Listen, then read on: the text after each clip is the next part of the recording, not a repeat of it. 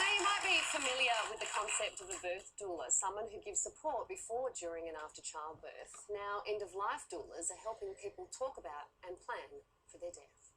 I've got a life-threatening disease, and I've lost my mother, my father, my sister, and my dearly beloved husband 7 years ago with this disease. And I realised that I was ill-informed.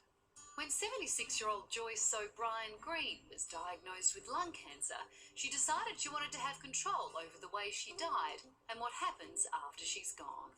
So she hired an end-of-life doula. When I first introduced the idea, I was greeted with, "Don't talk about this. This is macabre." I very softly had to explain to them, I'm not afraid to die. Joyce's mum died without ever saying what she wanted after death, or even making a will. And she wants things to be different for her 2 children and 4 grandsons. Those decisions I made were haphazard. When the priest came to see me, I was in grief, asking me about my mother, and I was saying things like, I don't really know. So I want my children to be able to grieve. I don't want them running around making lots and lots of decisions. I knew that it was going to make Mum feel better knowing that she had taken control of what she was doing with her end of life, and realising that it was going to put a lot of ease on my brother and myself. Everyone's day is going to come. So, talking about it is, getting it out in the open is pretty cool. Joyce knows exactly what she wants. She's planning a funeral she wishes she could be alive for.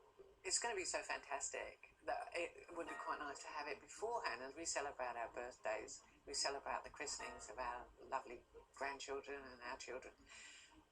But we should be celebrating that death too. Helen Callanan was the live-in carer for her mum while she was dying, and that experience inspired her to help others navigate death. Having a doula would have been amazing then. I did have family support and things, but a doula, someone outside the circle, is what really can make a profound difference. Sometimes I liken our role of an end-of-life doula to like an event planner. Helen tries to introduce people to different concepts, like the fact you don't need to be buried or cremated in a coffin and can be wrapped in a shroud. For some people, that's a very welcome cost saving. Natural burial is something that Australians have always been allowed to do. We just didn't know that we could do it. And we had a hilarious family here recently who said, we'll spend that on beer. It's like the most simple thing. Why would I spend $1,000 on a coffin when I can buy beer with it? It's great.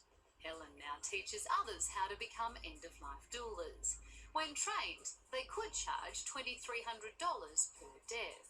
And, it's not just about death, it's about the end of life. I think that's the next big thing, is helping people reclaim death and have it not be so scary. Opening up that conversation that it's okay to talk about death. We're so open when talking about our birth wishes, but no one speaks about that, and it's just as an important event in our lives.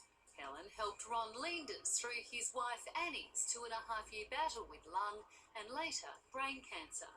Annie wanted to stay home, and Helen helped with the practical side of that and the emotion. Annie had problems, I'd absorb them, and that was my job, and not to lay my stuff on her.